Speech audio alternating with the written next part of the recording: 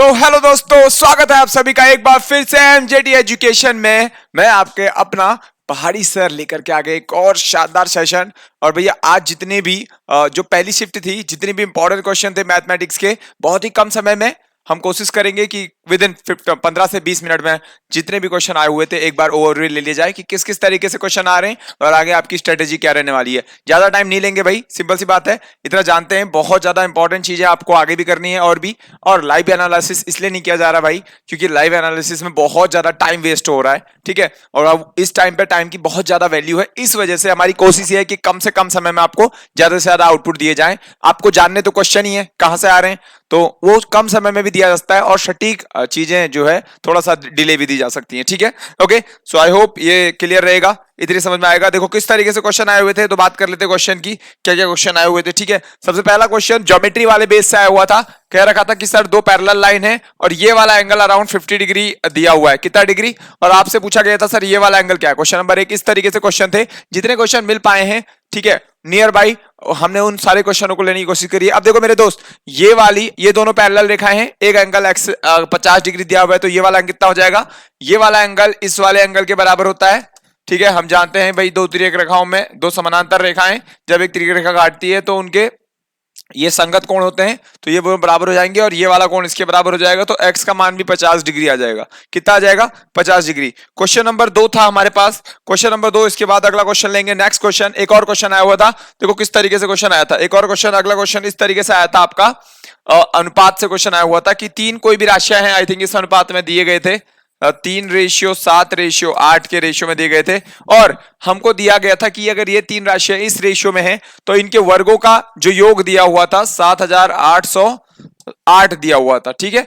इनके वर्गों का योग आपको क्या बताना था, ठीक है, आपको क्या बताना था, यहां पर इनके वर्गों का योग दिया गया है, ठीक है। तो सबसे छोटी वाली राशि, आई थिंक सबसे छोटी वाली राशि, ठीक है, तो ये वाली राशि बतानी थी। अब देखो भाई, हम कभी भी ये चीज रियल बनाने, पहले हम एक कोशिश करते हैं, जो तीन हमें राशियां दी गई थी उनको रियल बना लेते हैं। रियल बनाने के लिए आप इसको 3x कर लेंगे, इसको 7x, इसको 8x।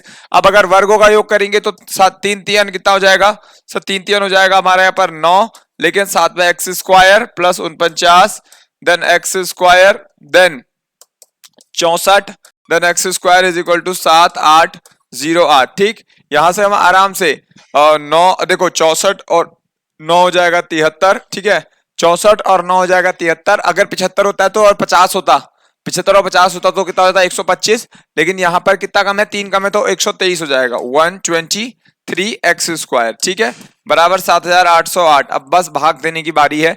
अगर आप भाग देके क्लियरली कर लेते हैं तो यहाँ पर से आसानी से समझ में आ जाएगा, x की वैल्यू निकल जाएगी, x स्क्वायर की वैल्यू निकल जाएगी, ठीक है। 7808 बट्टे कितना 123, ठीक है। भाग देकर के जो चीज आएगी उससे x का मान निकल जाएगा और सबसे छोटी संख्या भी निकाली जा सकती है, चाहे तो फिर अंतर निकाला जा सकता है, चाहे तो तीनों संख्याओं का योग निकाला जा सकता है क्योंकि x का मान पता चल जाएगा, ठीक है। अगला क्वेश्चन लेंगे यहां से, क्वेश्चन नंबर 3। क्वेश्चन नंबर 3 क्या था, ध्यान से देखते हैं, ठीक है।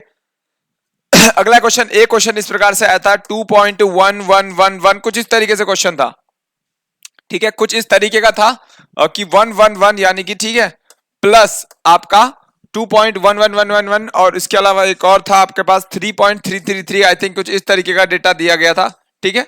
जो भी था इस तरीके का प्रश्न था, ठीक है, इस तरीके का आपको योग बताना था। अब योग अगर आपको बताना है, ठीक है, तो ऐसी स्थिति में आप क्या करते हैं, सिंपली इसको जोड़ लेते हैं, 2.23 आ जाएगा यहां पर।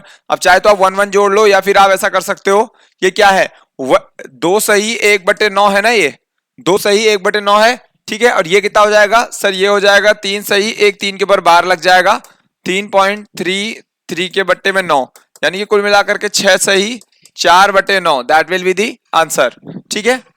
अगला क्वेश्चन लेंगे, यहां पर से एक और क्वेश्चन आया हुआ था, ठीक है। अब देखो एक क्वेश्चन आया था, क्वेश्चन नंबर 4, थोड़ा ध्यान से देखने वाला है। क्वेश्चन क्या आया था, देखो हमारे पास एक क्वेश्चन आया हुआ था सर इस प्रकार से कि x square minus 5x, I think -5x था, बिल्कुल -5x प्लस 2 बराबर 0 आया हुआ था, ठीक है। और आपसे पूछा हुआ था सर अब ये कोई अगर द्विघात समीकरण है तो दो इसके मूल हो जाएंगे जिनको हम कहते हैं अल्फा और बीटा, और आपसे पूछा गया था सर उन मूलों का व्युत्क्रमों का योग, यानी कि ये। अब हमें एक चीज पता है यार, मूलों के व्युत्क्रमों का योग होता है कितना, अगर मैं इन दोनों को गुणा करता हूं तो अल्फा इंटू बीटा, और यहां पर अल्फा प्लस बीटा, मूलों का योग होता है कितना, इस समीकरण में से बी माइनस बी अपॉन ए होता है मूलों का योग। अब यहां पर ए की जगह 1 है तो ये -5 की जगह पे कितना आ जाएगा, माइनस इंटू -5 अपॉन 1, और बट्टे में आ जाएगा मूलों का गुणा बराबर सी अपॉन ए, यानी कि सी 2 है, 2 के बट्टे में 1 यानी कि 2। ठीक, तो यहां पर कितना आ जाएगा, ये 5/2 कितना आ जाएगा, 5/2। क्लियर हो गया? ठीक है सर, अगला क्वेश्चन लेते हैं। देखो अगला क्वेश्चन क्या आया हुआ था, ध्यान से देखेंगे।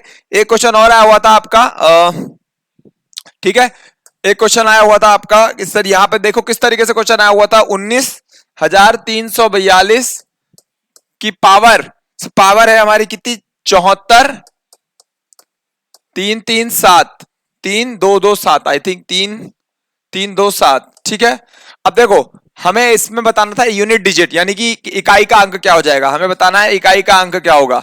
ठीक है, अब भाई इकाई का अंक बताने के लिए आपके सबसे इंपॉर्टेंट चीज क्या है, आप देख लीजिए जो आपके पास संख्या है उसका इकाई का अंक कौन है, 2।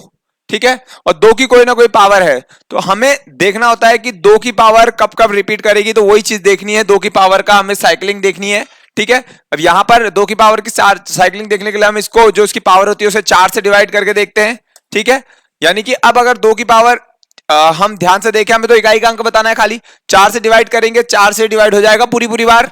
तो देखते हैं, देखो पूरी बार तो नहीं होगा क्योंकि यहां पर लास्ट में कितना है, 4 से किसी भी संख्या को डिवाइड देने के लिए हम उसके लास्ट के 2 डिजिट देखते हैं। तो यहां पर कितना है, 27 है, कितना है, 27 है। अब ये कितनी बार भी जाए, 4 की पावर n बार भी जाए, लेकिन उसके बावजूद भी अगर यहाँ पे 24 होता तो डिवाइड चले जाता, लेकिन 25 और 26 और 27 यानी कि 3 और बचेगा, यानी कि जो भी संख्या है 19,342 उसमें 2 की पावर 4n प्लस 3 आएगा। अब 4n के लिए तो कोई दिक्कत नहीं है, मसला नहीं है, पर मसला यहां पर 2 की पावर 3 और बचेगा, और 2 की पावर 3 का मतलब इकाई का अंक क्या हो जाएगा, 8। कितना हो जाएगा, क्योंकि इस पे इकाई का अंक, ठीक है क्लियर है ना, ओके, इस पे इकाई का अंक क्या हो जाएगा, 1 हो जाएगा। देन यहां पर इकाई का अंक 2 की पावर 3 अलग बनेगा, कहने का मतलब है समझ में आया, जब 2 पावर प्लस होती है तो इसकी पावर ये गुणा इसकी पावर ये होता है, और इसकी पावर 4n करने पर 1 आएगा इकाई का अंक, और इसकी पावर में कितना आ जाएगा, इसकी पावर में कितना आ जाएगा यहाँ पर, तो यहां पर आ जाएगा हमारे पास कितना, 2 की पावर 3, यानी कि 2 की पावर 3 इकाई का अंक कितना हो जाएगा, 8 हो जाएगा। वैसे भी याद कर सकते हैं, 24 तक का पूरी बार कट जाएगा, बची 3 पावर, 2 की पावर 3 कितना हो जाएगा, इकाई का अंक 8। ठीक है, क्लियर है, आसानी से समझेंगे। अगला क्वेश्चन लेंगे, ठीक है, अगला एक और क्वेश्चन लेते हैं भैया। देखो एक और क्वेश्चन आया हुआ था आपका, देखो किस तरीके से क्वेश्चन था, ठीक है, एक क्वेश्चन और था हमारा। तो देखो इसमें बोल रहा था कि भैया एक जगह से जाने की स्पीड हमारी 60 थी, देन आने की स्पीड हमारी कितनी थी, 100, यानी कि एक सेम डिस्टेंस पर जाने की स्पीड 60 थी, आने की 100 थी, और आपसे पूछा गया था एवरेज स्पीड क्या रहेगी। और कल एक क्वेश्चन आपसे पूछा गया था, कल किस तरीके से क्वेश्चन पूछा गया था, कल हमें चूंकि एवरेज स्पीड का फॉर्मूला पता होना चाहिए, average speed is equal to क्या होता है, 2 इंटू एक्स वाई अपॉन में एक्स प्लस वाई। कल हमसे एवरेज स्पीड गिवन था, ठीक है, आज हमसे एवरेज स्पीड पूछ लिया। अगर एवरेज स्पीड आज पूछ लिया है तो 2 इंटू एक्स की जगह पर आ जाएगा 60 इंटू 100 अपॉन में आ जाएगा कितना, 60 प्लस 100 यानी कि 160, 0 से 0 कट जाएगा। ठीक है, देन उसके बाद से आसानी से हम और भी काट सकते हैं इसको। ठीक है, 60 इंटू 10 हो जाएगा यहाँ पर, देन यहाँ पर हमारे पास क्या आ जाएगा, 16 आ जाएगा। ठीक है, तो इसको सॉल्व करके जो भी आंसर आएगा आगे हम कर सकते हैं, ठीक है ना, आगे आराम से आंसर निकल सकता है। लेकिन कल वाले क्वेश्चन में हमारे पास 16 प्रश्न अलग था। ठीक है, देन आगे बात करेंगे, अगला क्वेश्चन लेंगे। एक और क्वेश्चन आया था, एक क्वेश्चन हमारा इस तरीके से आया हुआ था ये, ठीक है, ये कोई ट्राइंगल दिया था आपको ए बी सी, और उसमें कहा गया था कि डी जो है ए बी का मध्य बिंदु है और ई जो है ए सी का मध्य बिंदु है। आपको बताना था त्रिभुज ए बी सी, त्रिभुज एरिया ऑफ, आपको बताना था area of A B C, मतलब ए डी ई, और इस जो चतुर्भुज है, जो ये चतुर्भुज है इसका अनुपात बताना था, और ये इसका मध्य बिंदु था, डी जो है ए बी का मध्य बिंदु था। अब अगर मध्य बिंदु था तो हम जानते हैं ये बात कि अगर ये मध्य बिंदु था तो यहां से यहां तक का एक, यहां से यहां तक का एक, तो इस वाली जो बड़ा वाला ए बी ट्राइंगल है उसकी भुजा 2 हो जाएगी, समझने के लिए 2 हो जाएगी, टोटल भुजा 2 हो जाएगी, और ये कितनी हो जाएगी, 1। अगर भुजाओं के अनुपात ये होते हैं तो इनके क्षेत्रफल के अनुपात भी क्या हो जाएंगे, अगर तो इनके भुजाओं के भुजाओं का जो अनुपात है उसके वर्ग के बराबर इनके क्षेत्रफल के अनुपात होंगे, तो इसका एरिया हो जाएगा 1 और इस टोटल का हो जाएगा 4। तो इस वाले का कितना बचेगा 3। तो हमारे पास जो त्रिभुज और चतुर्भुज है इसके अनुपात क्या आ जाएंगे 1:3। कैसे आया? क्योंकि ये टोटल का 4 आ रहा है तो ये वाला तो 3 हो जाएगा ना। क्लियर है? ओके, देन आगे बढ़ जाते हैं, अगला क्वेश्चन लेते हैं। यहां पर एक क्वेश्चन और था, एक क्वेश्चन कुछ इस तरीके से आया हुआ था हमारे पास एग्जाम में। ठीक है, एक ट्रायंगल दिया हुआ था, हीरोन के फॉर्मूले पे क्वेश्चन आया था, क्लास 10th पे हीरोन के फॉर्मूले से क्वेश्चन आया हुआ था। देखो किस तरीके से क्वेश्चन था, बहुत सिंपल क्वेश्चन था। 12, 16 और 14 ये 3 भुजाएं दी गई थी, आपको हीरोन का फॉर्मूला लगा करके आराम से क्या बताना था, हीरोन का फॉर्मूला लगा के आपको एरिया बताना था इसका। तो हम आराम से बता सकते हैं 14 और 16 30 42। हमें पहले सेमी पेरीमीटर निकालना पड़ेगा, वो कितना आ जाएगा परिमाप का योग, यानी कि a प्लस बी प्लस सी का योग बटे 2, तो वो 21 आ जाएगा। और उसके बाद फॉर्मूला होता है s इज इक्वल टू, यानी कि एरिया इज इक्वल टू क्या होता है under root s into S minus A S minus B S minus C. ठीक है सर, अगर मैं बात करूं सर अंडर रूट हटा लेते हैं, s की जगह 21 आ जाएगा s माइनस ए गुणा s माइनस ए। अगर मैं यहां से 12 घटाता हूं तो 9 आएगा सर। ठीक है, और सर 14 घटाता हूं तो सर 7 आएगा, और सर 16 घटाता हूं तो सर 5 आएगा। अब सर 21 को मैं लिख सकता हूं 7 गुणा 3, और 9 को मैं लिख सकता हूं सर 3 गुणा 3, और 7 यहां पर और आ गया गुणा 5। 7 और 7 का एक साथ बाहर आ गया, 3 और 3 का एक 3 बाहर आ गया। अब बचे कौन कौन, 3 और 5 अंदर बचे, यानी कि अंदर root 15, 21 root 15, that will be the answer. ठीक है, आगे बढ़ जाते हैं, अगला क्वेश्चन कर लेते हैं। ठीक है, अगला क्वेश्चन देखते हैं। एक क्वेश्चन और आया हुआ था, अब ये तो बहुत ही इजी क्वेश्चन आ गया था आपके सामने। ठीक है, देखो ऐसा इतना इजी क्वेश्चन तो आने से रहा, खैर अगली बार अगली शिफ्टों में तैयार रहें। ठीक है, जिनका स्टार्टिंग में है वो थोड़ा ज्यादा कभी कभी हो जाता है, प्रीवियस ईयर एकदम रिपीट हो जाता है, पर अभी कुछ मॉडल नए मिलेंगे आपको जैसे जैसे एग्जाम आगे बढ़ेगा। चिंता करने की कोई बात नहीं है, जितना आपको कराया गया है चाहे वो करंट का हो चाहे वो किसी पोर्शन का हो, उसको आप लगातार रिवाइज करते रहिए। 5 की पावर 8 है इंटू 5 की पावर 6 है इंटू 5 की पावर 3 है। अब यहां पर बोला गया है टोटल 5 की पावर क्या हो जाएगी बताओ। ठीक है, 9 यहां पर हो जाएगी, 9 8 17 हो जाएगी, तो 5 की पावर कितनी हो जाएगी 17, that will be the answer. अब ये क्वेश्चन था, क्वेश्चन नंबर एक और ले लेते हैं 8 यहां पर। ठीक है, एक और ले लेते हैं क्वेश्चन। क्वेश्चन क्या कह रहा है, देखो ये ट्रिग्नोमेट्री से क्वेश्चन आया था। ठीक है, कहां से, ट्रिग्नोमेट्री का क्वेश्चन था, ध्यान से देखेंगे। क्वेश्चन ये था आपका 1 माइनस कॉस थीटा अपॉन में 1 प्लस कॉस थीटा। सॉल्व करके आपको अलग अलग ऑप्शन के साथ आंसर दिए होंगे, लेकिन इसको सॉल्व करने का बेस्ट तरीका है इसका हर का परमीकरण कर देना चाहिए ऐसी स्थिति में। काहे सर, देखो आप अगर हर का परमीकरण करते हैं तो क्या होता है, देखो ध्यान से, यानी कि 1 प्लस कॉस थीटा आ जाएगा यहां पर, और यहां क्या आ जाएगा, अगर क्वेश्चन यही था इस तरीके से ही था। ठीक है, तो 1 माइनस कॉस थीटा, सॉरी क्योंकि नीचे 1 प्लस है और यहां पर आ जाएगा 1 माइनस कॉस थीटा, और नीचे क्या हो जाएगा हमारे पास सर, ऊपर तो हमारे पास हो जाएगा 1 माइनस कॉस थीटा का होल स्क्वायर, और बट्टे में हो जाएगा 1 plus cos theta 1 minus cos 1 plus cos theta 1 minus cos theta, यानी कि कितना हो जाएगा a plus b a minus b, तो 1 माइनस कॉस स्क्वायर थीटा यानी कि साइन स्क्वायर थीटा, यानी कि साइन स्क्वायर थीटा। अब ये भी स्क्वायर है ये भी स्क्वायर है, वर्गमूल हटा सकते हैं, तो 1 माइनस कॉस थीटा अपॉन में साइन थीटा, और अगर मैं इन दोनों को अलग अलग ब्रेक करूं यानी कि 1 माइनस साइन थीटा यानी कि कॉसेक थीटा हो जाएगा, और cos theta upon sine theta यानी कि कॉट थीटा हो जाएगा। ठीक है, ओके सर, क्लियर है ना। आगे देखते हैं, अगला क्वेश्चन लेंगे। ठीक है, अगला क्वेश्चन करते हैं। ठीक है, आपसे एक क्वेश्चन और पूछा गया था, एक शानदार क्वेश्चन और था हमारे आज जो पूछा गया था, एक और शानदार क्वेश्चन था। देखो वो क्वेश्चन क्या कह रहा था आपसे कि x square minus 9x plus के बराबर 0 है। ठीक है, ये एक द्विघात समीकरण दी गई थी। द्विघात समीकरण से बहुत क्वेश्चन आ रहे हैं भैया, द्विघात समीकरण से काफी सारे क्वेश्चन आ रहे हैं, ध्यान देंगे। आपसे कह रहा है कि के किस मान के लिए, के किस मान के लिए, ठीक है, जो ये द्विघात समीकरण है उसका एक हल यानी कि सॉल्यूशन यानी कि x का मान 3 होगा। अब अगर एक मान 3 होगा, k का एक मान अगर 3 होगा, मतलब हल अगर एक होगा मतलब 3 होगा, यानी कि x की अगर एक वैल्यू 3 रखेंगे तो यहां पर 3 रखने पर ये चीज लेफ्ट हैंड साइड वाली चीज पूरी क्या हो जाएगी 0 आ जानी चाहिए।